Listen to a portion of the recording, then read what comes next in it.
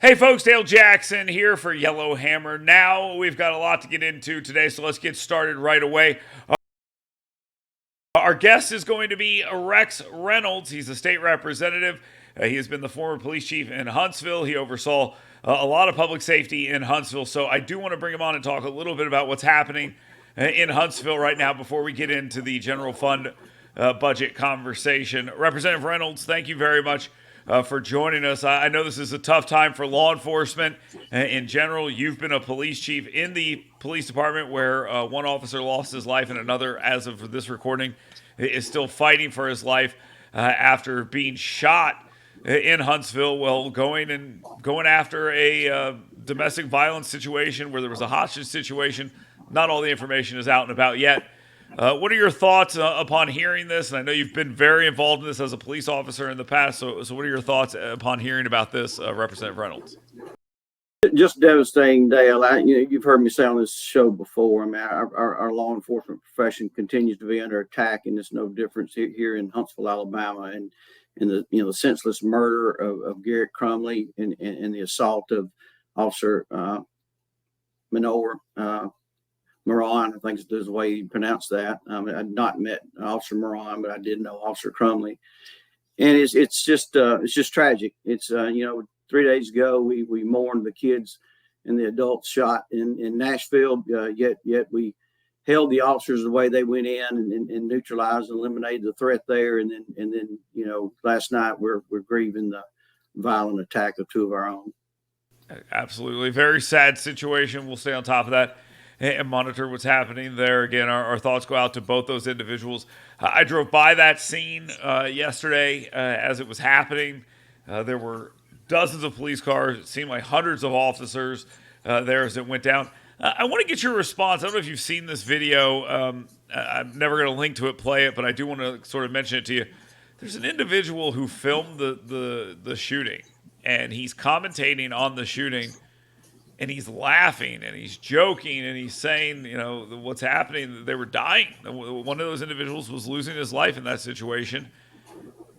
What has happened here? Well, it's terrible. I did not pull it up and watch it. I didn't want to give it the viewership, quite frankly. And I hope that something will be pursued there. But I mean, that's the tragic reality behind some of this, that we have people that think that way. And while we've got to understand they're just mean, violent people out there, we also have to continue to focus on mental health. We've got to focus on, our national environment of how we have people that feel like they have to be abusive toward law enforcement, and then individual people that quite frankly need help. Agreed. Let's talk about some stuff happening in the general fund budget. You are the chairman of that budget in the House. A little bit about it. We've seen Governor Ivey's proposal for tax rebates. We've heard about general fund. We've heard about, out of the education trust fund. We've heard about things like cutting the food tax and things like that. I know that's different. It's all coming from the education trust fund and things like that. When we have these conversations, what do you think the status of those things are? Are you a pro rebate or grocery tax removal? Where are you at, and where do you think the House is at this point in time? Well, I'm certainly respectful of the governor's budget. I have said publicly and won't deny that I'm not a proponent of rebates. I feel like that we give tax cuts. We have for the last couple of years. We've cut business taxes. We plan to reduce some more tax off our small businesses. Hopefully, in this session, we give those rebates back through our services, through law enforcement, through mental health, DOC, and all of our major agencies. So we'll take a look at it. I know that Lieutenant Governor Ainsworth is looking on a modification there of maybe cutting that billion down to 500 million and reducing some areas in the grocery tax. So we'll wait and see that when that ETF budget comes out of the Senate and see what it looks like. Certainly the general fund budget, our budget starts in the House this time, and we've been working diligently to get that second round of ARPA funds done, the 1.06 billion. We've got that behind us now, and we're full force into the general fund. We're on spring break this week, but I've spent most days at the desk and talking to my colleagues and and seeing what's important to them in their districts and working on the budget. Do you foresee any roadblocks in the way of the budget? I mean, look, the money seems relatively abundant at this point in time. We know that's not always going to be the case. Are there any roadblocks, any big things in the way of the general fund budget being carried out relatively easily? Well, I don't think so, Dale. We got to look at our priorities. You know, there was a huge ask by mental health there, and the budget didn't, in my opinion, cover all that. So there may have to be some adjustments. We'll continue to look at our revenue as it reports in from both March and April, potentially ahead of bringing the general fund to the floor. And get a better look at what our receipts and revenues are going to be moving forward into the 2024 budget. And you know, we just got some major agencies with major needs. We've got associations and we've got boots on the ground state agencies throughout every community in Alabama that are really doing just magnificent work. And we've got to make sure they have the assets and the resources to do what they do. And one of those is we've got to look at our pay scale. In Alabama, we've got to be able to compete, with the private sector, or we're not going to retain our workforce. So a lot of those conversations are going on, and we are blessed. We're fortunate.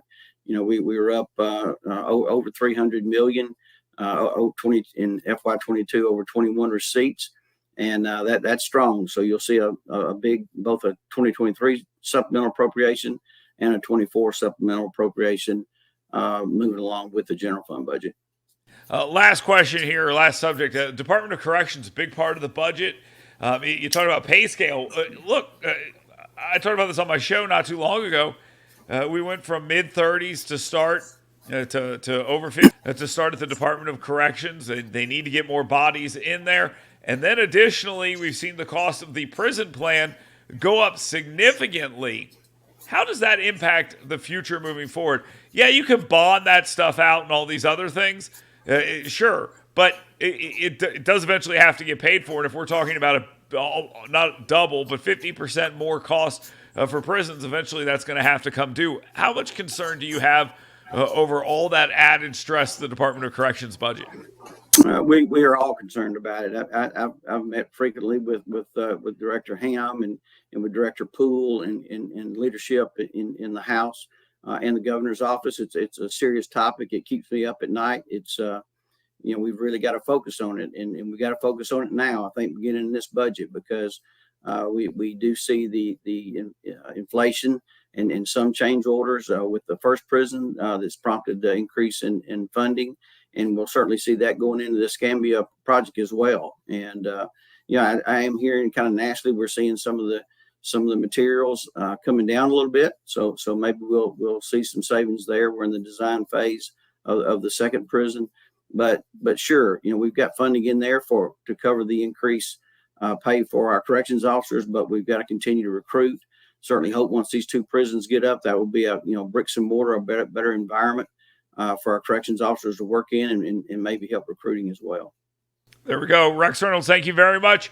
He is the Alabama General Fund Chair in the House, and we will definitely talk with him about this as it continues to move forward. Thank you for your time this morning. We appreciate you coming on the program. Thanks, sir.